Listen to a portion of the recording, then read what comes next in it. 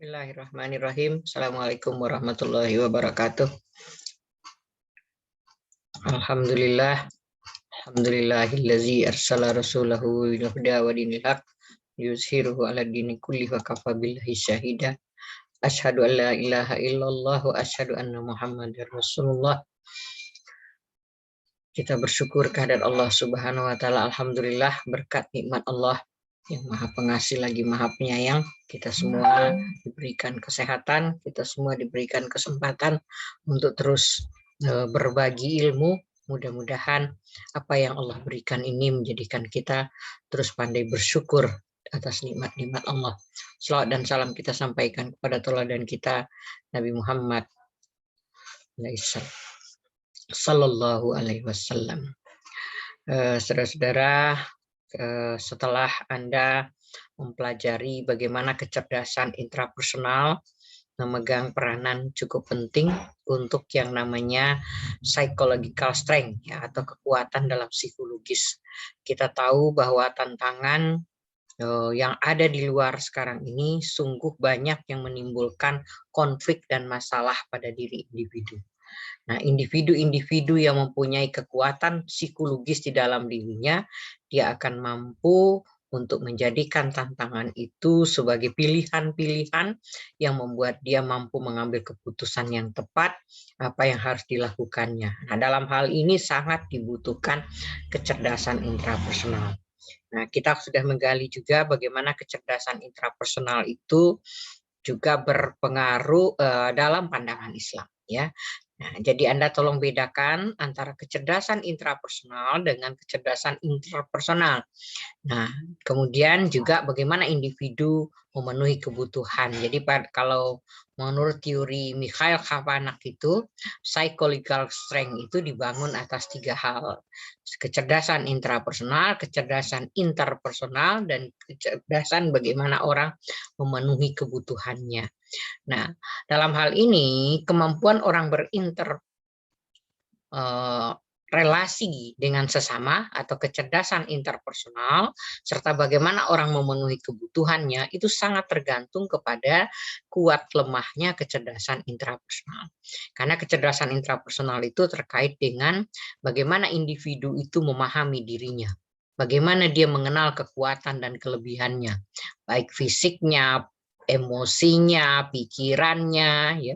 Kemudian bagaimana dia bersosial, bagaimana perasaannya ketika bersama orang lain, ya. Jadi dia mampu melihat dirinya secara objektif, artinya tidak berlebih-lebihan dan juga tidak merasa kurang dari apa yang sesungguhnya ada pada dirinya. Nah, itu merupakan kekuatan satu dari kecerdasan intrapersonal. Kemudian dari kekuatan itu dia biasanya mampu mengarahkan dirinya. Nah, untuk mengarahkan diri itu butuh kepercayaan diri, butuh kemandirian, saya mampu, saya bisa, ya. Kemudian juga butuh bagaimana mengontrol diri. Karena biasanya kekalahan manusia itu adalah kontrol diri. Nah, kemudian bagaimana dia misalnya merasa dirinya itu berharga, merasa dicintai, merasa dihormati, kemudian merasa bahwa dia bermakna bagi orang lain gitu ya, dan bermakna bagi dirinya. Nah, terakhir itu bagaimana dia memiliki harga diri itu sendiri, ya. Nah, yang ditandai dengan cinta diri, hormat diri, harga diri, dan seterusnya. Nah, ini merupakan kekuatan. Kalau salah satu saja, misalnya orang tidak percaya diri, maka itu akan mengganggu seluruh aktivitas dia dalam aktualisasi diri. Jadi bisa jadi seseorang pintar tetapi tidak percaya diri, maka dia tidak akan mampu untuk menunjukkan kepintarannya atau mengaktualisasikan kepintarannya. Bisa jadi seseorang itu kuat, dia tidak bisa menunjukkan kekuatannya untuk digunakan sesuatu yang bermanfaat ketika dia tidak percaya diri. Nah, bagaimana mestinya orang itu berprestasi tapi tidak bisa berprestasi? Kenapa? Karena dia tidak bisa menunjukkan bahwa dia itu punya kekuatan di dalam dirinya.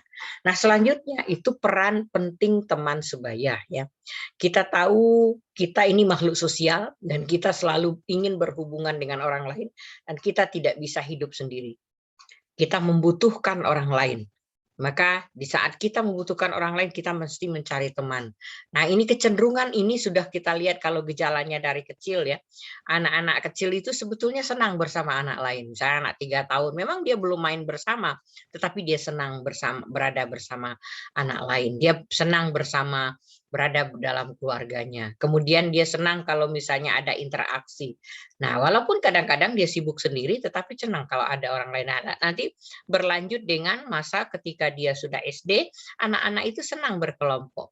Mereka senang berinteraksi, mulai belajar bagaimana mencari teman yang dia sukai, kemudian juga bagaimana dia bekerja sama. Makanya kalau kita ada tugas-tugas untuk anak-anak SD, dia mulai belajar bagaimana mereka bekerja kelompok, bagaimana mereka berbagi tugas, bagaimana empati pada orang lain. Nah, nanti berlanjut pada masa remaja.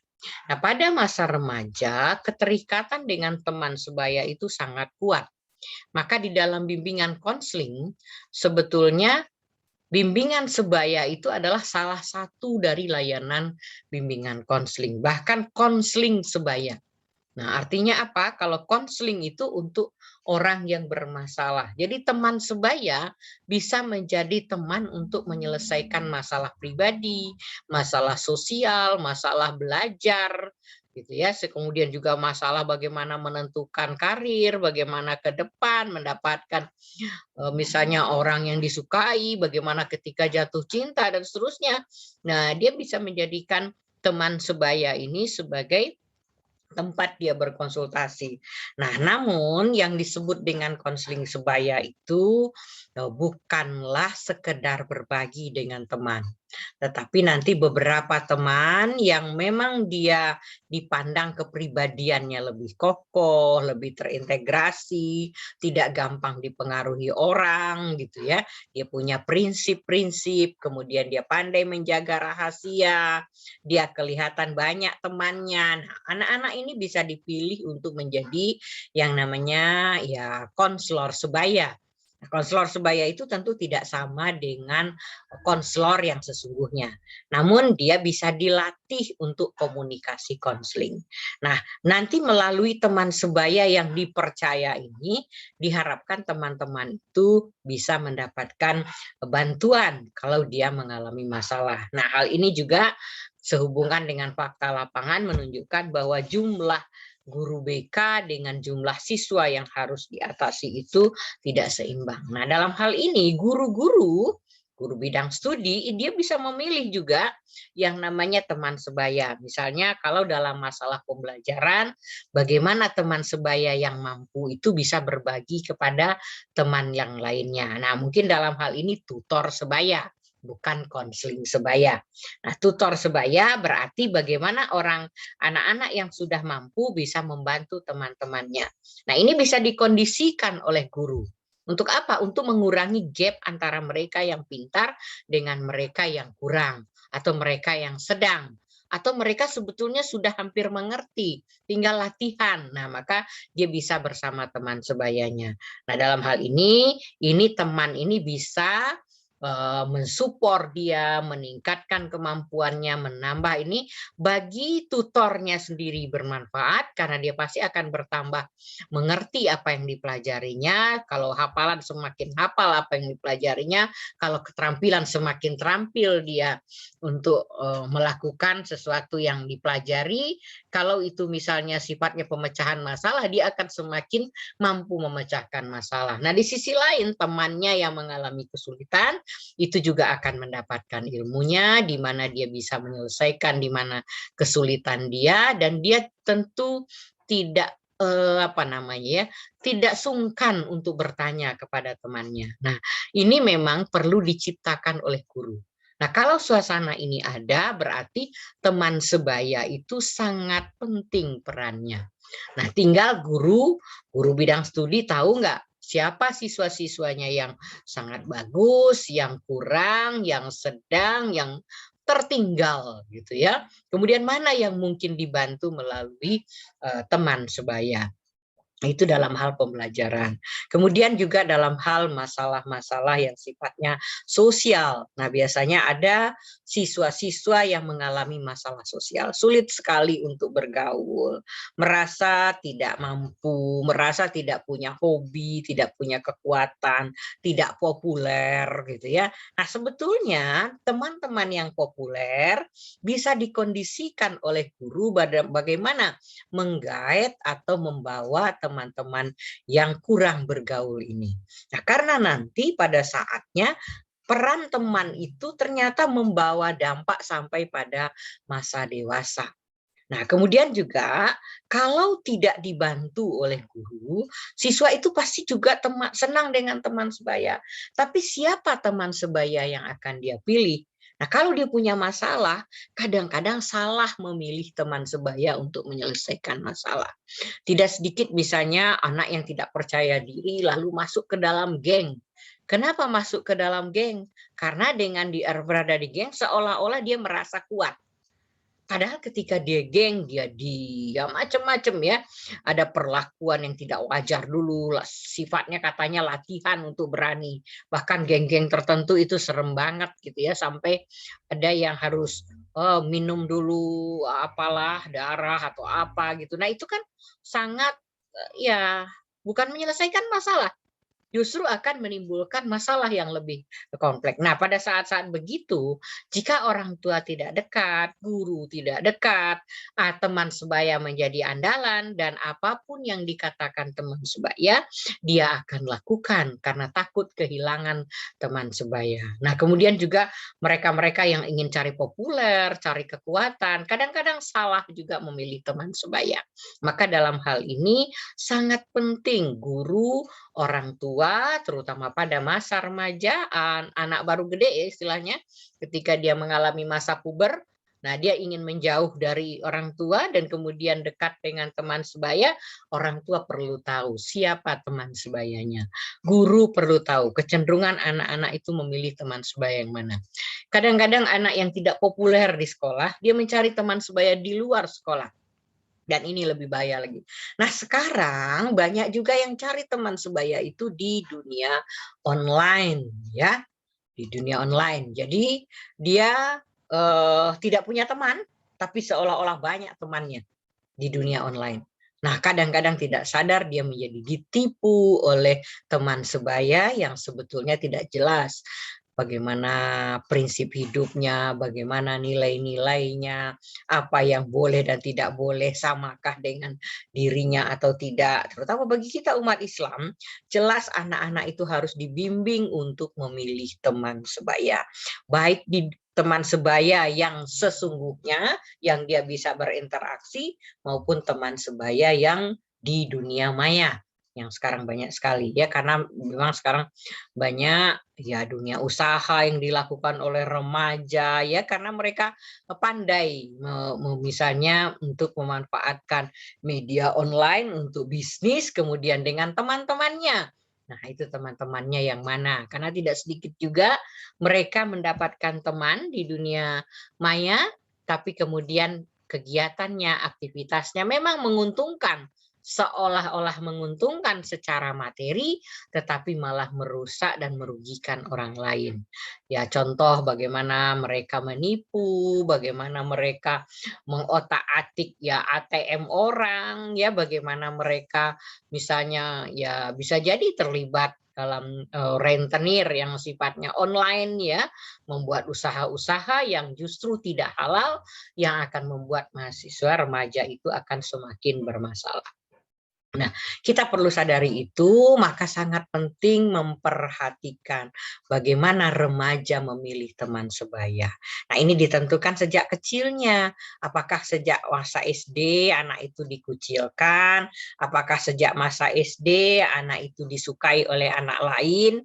Nah, ketika dia dikucilkan, tidak ada bimbingan, tidak ada bantuan, kecenderungan pada masa remaja juga mungkin menarik diri dari kelompoknya. Nah, dalam hal ini remaja membutuhkan ya teman sebaya, kemudian bagaimana dia memilih teman sebaya. Jadi kadang-kadang remaja ya ingin kuat, disukai, diterima oleh kelompok sebaya, itu pasti itu rasanya nggak enak banget gitu ya ke sekolah, terus nggak ada yang suka, semuanya sendiri, sendiri, sendiri, pasti tidak enak. Ada sahabat, ada yang sekedar teman biasa. Nah, di situ kadang-kadang masih siswa atau remaja itu harus dipilih, ada teman-teman yang harus dia hindari. Meskipun misalnya satu sekolah, dekat tempat rumah, tapi orientasinya berbeda yang tidak akan menunjang prestasinya, dia berharap jangan sampai dekat dengan anak itu. Nah, kalaupun dia bergaul seadanya, nah itu perlu kita lihat. Itu hanya orang-orang tua yang paham anaknya, paham dunia anaknya, terbuka dengan anak. Kemudian guru-guru yang mengerti mana anak yang perilakunya buruk, mana anak yang perilakunya baik. Gitu ya. Jadi sebagian besar remaja pada usia remaja itu sangat mementingkan bagaimana ia terlihat oleh sebayanya. Maka sibuk bergaya. Jadi kadang-kadang kenapa sepatu harus ganti gitu ya? Karena memang teman-teman lain sudah pakai sepatu itu. Kenapa mereknya harus ini? Ini yang lagi tren. Misalnya, kenapa tasnya harus begini? Kenapa tampilan rambutnya harus begitu? Kenapa misalnya bajunya modelnya begitu? Nah, kadang-kadang sih salah milih model gitu ya. Tapi dia yang penting gimana keren dilihat oleh teman sebaya. Nah, teman sebaya itu salah satu sumber penting untuk memperoleh informasi. Tidak sedikit kita ya waktu remaja, kalau Anda juga udah mengalami barangkali ya waktu SMP, itu hal-hal yang sifatnya privasi itu didapat tuh dari teman-teman. Misalnya, oh tentang ini pendidikan seks. Harusnya sih Anda dapat pendidikan seks yang benar ya dalam pandangan Islam, bagaimana menjaga diri, bagaimana menjaga pandangan mata, bagaimana kalau misalnya kalau bahayanya berzina, harusnya dapat itu ya. Tapi kadang-kadang mendapatkan informasi yang buruk, justru membuat dia terjerumus kepada perilaku-perilaku seks bebas dan seterusnya. Nah, kadang-kadang itu salah dalam mengambil informasi. Itu bisa jadi dari teman sebaya. Teman sebaya itu salah satu faktor yang sangat berpengaruh terhadap kehidupan masa remaja ya. Maka apa yang dia pilih, hobi yang dia sukai, kadang-kadang dia nggak suka sesuatu, tapi karena rata-rata temannya suka, ya dia ingin melakukan itu. Kemudian kedekatan hubungan dengan teman sebaya itu biasanya meningkat drastis pada masa remaja ya. Kemudian ya seperti Ibu katakan tadi, dengan orang tua kurang dekat, padahal sebenarnya dengan orang tua itu bisa dekat sepanjang umur ya. Tapi ini riset-riset yang dilakukan di negara-negara sekuler itu rata-rata tidak dekat dengan orang tuanya. Kalau bagi kita umat Islam, kalau kita melatih anak itu sejak kecil, bagaimana dia menghormati orang tua, bagaimana menciptakan suasana terbuka di dalam rumah, itu biasanya remaja tetap bercerita, tetap dekat dengan orang tuanya, tidak akan menurun. Tetapi ini hasil-hasil penelitian yang dilakukan di negara orang. Nah, ini tantangan bagi kita, bagaimana remaja yang ada di Indonesia, bagaimana remaja Muslim kita rata-rata. Kemudian hubungan teman sebaya yang baik itu ternyata akan membantu perkembangan sosial ya. Isolasi secara sosial dan ketidakmampuan masuk ke salah satu jaringan sosial, maksudnya tidak punya sobat, tidak punya kelompok, itu ternyata bisa menimbulkan masalah pribadi sampai menimbulkan penyimpangan perilaku. Tidak sedikit remaja yang merasa tidak diakui oleh temannya, itu malah menjadi menyakiti dirinya sendiri. Saya tidak berguna, saya tidak cantik, saya tidak bisa apa-apa, malah semakin lama dia merasa bahwa dirinya itu tidak bisa memiliki kekuatan apa-apa. Nah, ini kemudian tidak percaya diri, lama-lama ya menarik diri. Nah, ini masalah penyimpangan perilaku. Nah, ketika orang tidak puas dalam hubungan sosial, itu bisa menimbulkan lagi masalah berikutnya, masalah sosial gitu ya, membenci orang yang populer, membenci orang yang aman-aman gitu pergaulannya, kemudian mencari orang-orang yang misalnya sama-sama bisa membenci. Nah, hubungan positif dengan sebaya itu terkait dengan penyelesaian sosial secara positif dan secara luas ya. Hubungan sebaya di masa anak ternyata menurut penelitian dan masa remaja itu berhubungan dengan perkembangan sosial pada masa selanjutnya. Artinya apa? Pada masa dia dewasa, pada masa dia bekerja, pada masa dia meningkatkan karirnya. Jadi orang-orang yang supel, orang yang pandai bergaul itu pengaruhnya panjang sampai ke dunia kerja, dunia berkeluarga, bertetangga dan seterusnya, masuk dunia politik dan seterusnya ya. Kemudian ditemukan data anak dan remaja yang kurang mampu dalam hubungan sosial pada usia remaja akhir. Nah, remaja akhir itu ya berarti sekitar usia 18, 19 ya. Nah, itu ternyata ketika dia tidak mampu Ya, memuaskan dalam hubungan sosial, artinya tidak nyaman, tidak punya teman, itu cenderung berperilaku nakal. Nah, atau ini anak-anak yang cenderung drop out dari sekolah. Nah, bayangkan hal-hal ini seringkali tidak diperhatikan oleh sekolah ya, tidak diperhatikan oleh guru. Padahal problemnya sebenarnya masalah sosial, diperbaiki terus masalah pembelajarannya. Diajarkan terus, kamu masuk les ini, les itu. Padahal sebenarnya bukan ketidakmampuan kognitif, tapi ketidakmampuan sosial yang berdampak pada emosi, yang berdampak pada frustasi, ujungnya tidak mau sekolah gitu ya. Nah, kemudian hubungan sosial sebaliknya yang harmonis dengan teman sebaya pada masa remaja itu ternyata berhubungan dengan kesehatan mental pada masa dewasa. Jadi kemampuan dia menyelesaikan masalah di masa dewasa, kenyamanan terhadap diri di masa dewasa itu turut dipengaruhi oleh kemampuan dia membangun hubungan sosial pada masa remaja. Ini juga hasil riset ya, anak-anak yang mempunyai teman akrab yang stabil pada usia 15 tahun ternyata mempunyai self-worth, merasa diri bermanfaat. Nah, itu kan pada masa-masa remaja awal ya, ternyata 15 tahun, tapi nanti sampai puncaknya tidak ketemu juga, maka bisa mengalami masalah. Ya, orang-orang yang impulsif, ya gampang marah, itu tanda-tanda orang yang tidak sehat mental. Nah, dia mempunyai rasa diri bermanfaat, lebih positif dibanding temannya yang kurang berteman pada usia 15 tahun.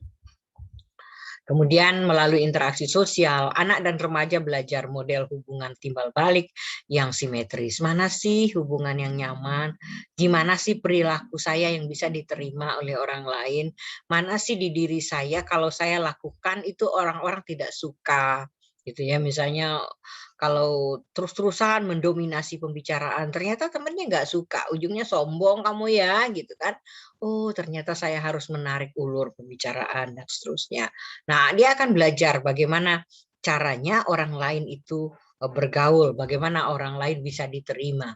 Kemudian anak-anak mengeksplorasi prinsip-prinsip kejujuran, keadilan, itu melalui teman sebayanya. Itu tadi yang Ibu bilang, kalau seandainya teman sebaya yang dapat itu adalah teman sebaya yang perilakunya buruk, tidak membedakan antara yang baik dengan yang tidak jujur dengan yang jujur.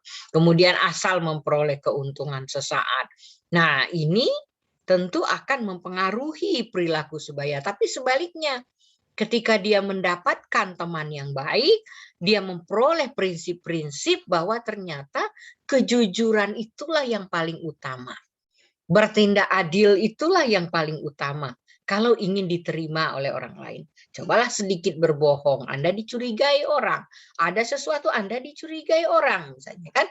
Nah, maka remaja itu akan merasa, oh iya, seharusnya. Nah, jadi kita ketika mengajarkan kejujuran, tidak cukup hanya membacakan dalil. Terutama kita di PAI itu ya, jangan cuman, wow jujur itu dibenci, ya, jujur itu disukai oleh Allah, bohong itu dibenci oleh Allah, gitu kan? Bahkan dicatat sebagai pembohong, gitu kan? Lalu baca hadisnya, dihafal ayatnya, tapi tidak terwujud dalam bentuk perilaku. Nah, ini bisa dilakukan dan diperoleh anak melalui teman sebaya. Nah, bagi remaja yang ditolak atau dipandang rendah oleh teman sebayanya akan menimbulkan perasaan kesepian atau merasakan permasalahan permusuhan, jadi benci pada orang lain.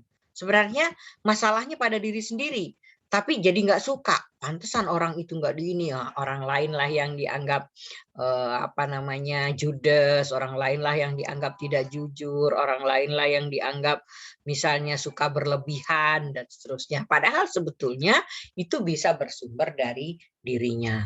Nah, diabaikan atau dikucilkan teman sebaya itu ternyata berhubungan dengan kesehatan mental, bahkan tindakan kriminal. Itu dia. Jadi tidak main-main ya kalau kita tidak memperhatikan bagaimana teman sebaya. Sahabat dapat menjadi sumber perkembangan kognitif. Nah, seperti tadi Ibu contohkan, kalau tutor sebaya dari tadinya nggak ngerti itu ngerti. Makanya anak-anak yang senang belajar bersama, saling berbagi, berdiskusi, itu biasanya lebih bagus prestasinya. Itu kan daripada yang terus belajar sendiri. Nah, walaupun sekarang ya banyak sekali orang belajar hanya dengan media online, mencari sumber di Google, gitu ya.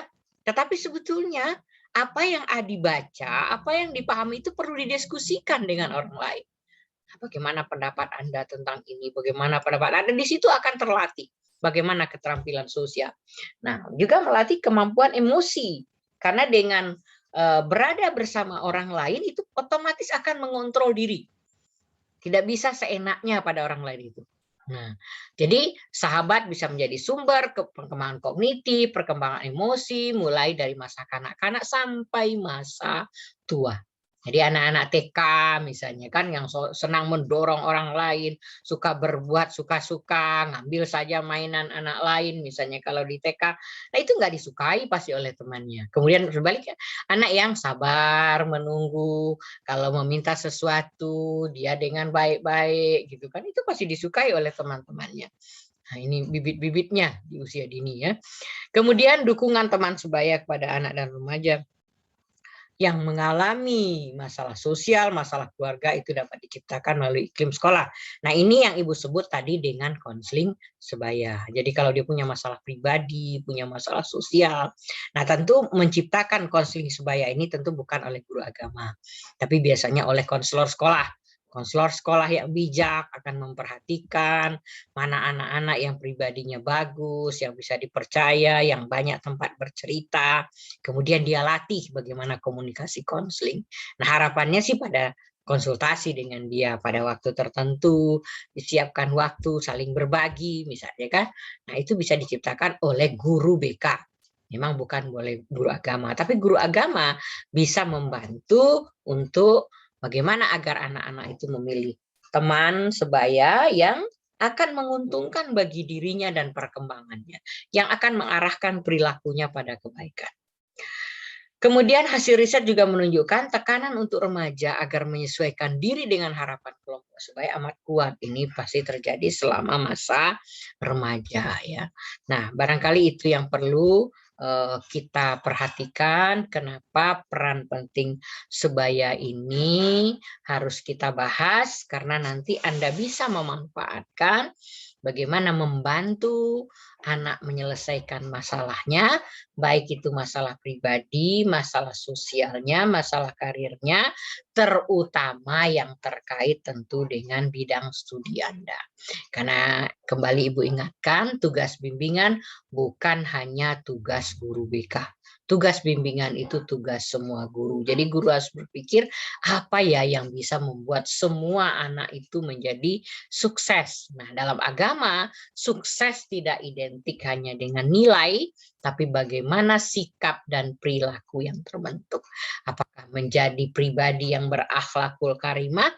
Kalau berakhlakul karimah, insya Allah dia nyaman dengan dirinya, sehat secara psikologis, punya ketahanan psikologis. Jadi kalau Mikhail Kapanak bisa memiliki psychological strength, nah ketahanan psikologis dengan kecerdasan intrapersonal. Nah, anak-anak yang pribadinya berakhlak mulia itu sebetulnya wujud dari kekuatan psikologisnya, good dari kenyamanannya pada dirinya. Nah, barangkali itu yang perlu Ibu tambahkan. Nanti Anda silakan diskusikan hasil tugas Anda. Nah, Ibu mohon maaf kalau ada kekurangan, mudah-mudahan ada manfaatnya.